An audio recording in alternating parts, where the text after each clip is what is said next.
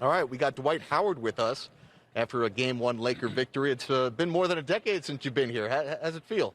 Oh man, it's an amazing feeling, and I'm just very grateful to have this opportunity to play in the finals. It means so much to me, and Game 1 is out the way. I think all of us had a little nerves in the beginning of the game, but once we got settled into the game, I think it was great for us after that.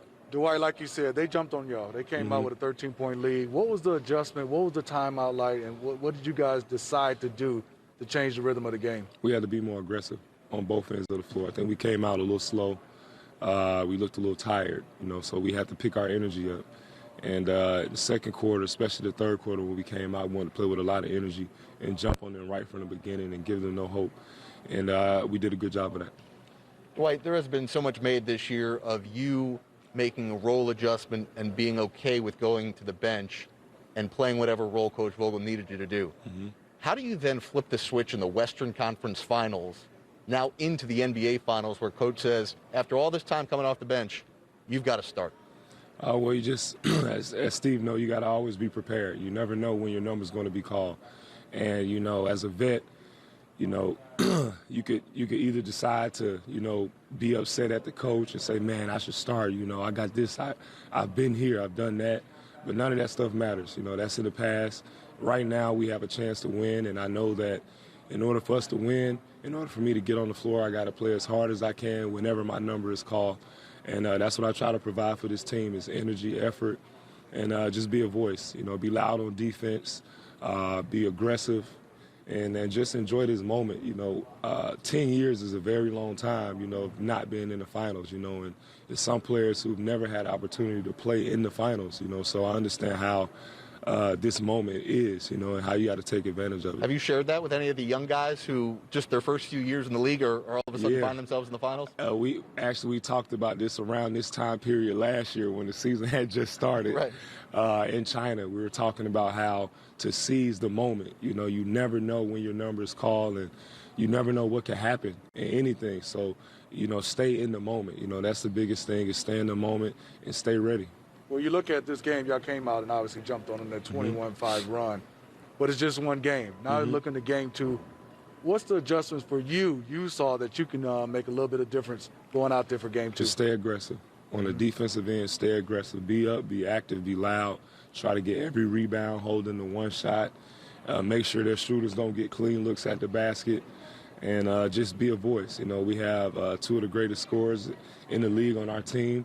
And they're going to carry the load, so whenever, they need a break, make sure that we're there on the defensive end for those guys. So that's why I just try to be the best, for my teammates on the defensive end. Well, you look at it, Dwight, everybody talked about their zone. You guys did a great job of penetrating, kicked it out, and guys knocked down shots. Yes. What was the thought process going up against their zone that you guys wanted to attack? That's the three-point shot. We want to make sure our three-point shooters got easy shots, but also attack them on the glass. In the zone, it's hard to box out two big guys, especially in the middle of the paint. So, and also take away the three. And we just wanted to attack the glass, make it tough for them to stay in that zone and force them to have to play man-to-man, which we feel like we have some matchups that are favorable for us. Dwight, tonight, LeBron James an assist away from yet another playoff triple-double. After competing against him for all these years, and now, as you said, having a full calendar year as his teammate, does he ever cease to surprise or amaze you? Man, me and LeBron have been playing against each other since we was 15 years old.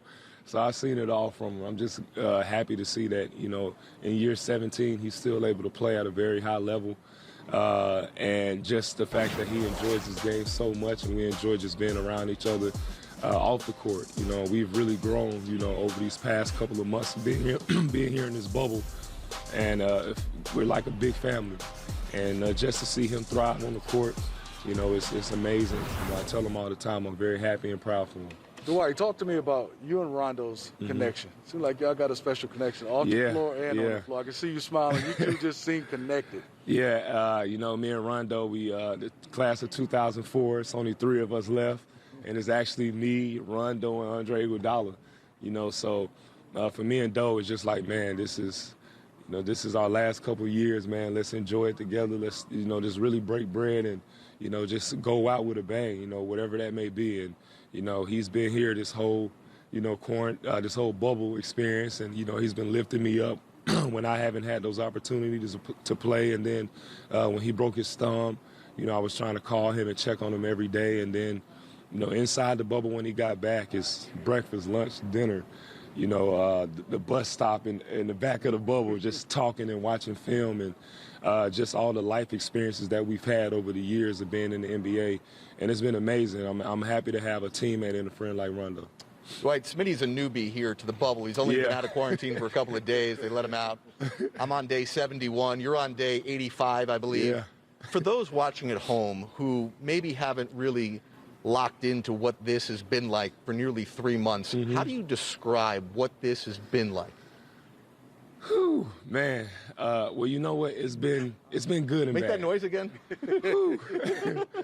It's been really good, but also it's been times where it's like, man, I wish I could go home, see my family, see my kids, and, you know, just get some, you know, get back to some normal things. But at the same time, you know, just being here has allowed all of us to become closer, and also to really find out who we are as you know, individuals, you know, because it's no outside distractions, there's no noise, it's just a team and it's just you.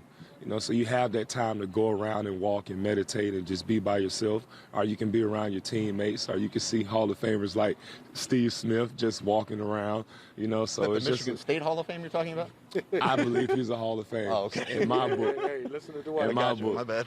So, you know, I'm just very thankful for that opportunity just to be here, because, you know, we could have been somewhere else, right. You know, and it's a lot of stuff going on in our world. And we get an opportunity to, you know, really just grow as individuals, but also teammates. So I'm happy about that. All right, well, Superman, Shaq's in our studio. You have a message for him as we throw it back to Atlanta? Oh, man, just Shaq, you know, I enjoy. He's always been one of my favorite players growing up. I'm just happy that, you know, I'm wearing the purple and gold like he did. And, you know, I know he was the focal point of his team, but I'm being Superman in my role, doing the best I can to help bring this team a ring. So thank you, Shaq, for all the kind words. I always appreciate you, and looking forward to getting out the bubble and wrestling with you. Well, we'd like to see that. Who do you think wins? Well, Shaq got me about 400 pounds, so I'm going to have to... 400. Dwight, we appreciate it. Congratulations Yes, on sir. Game 1, Thank the you. victory. Let's go back to our studio.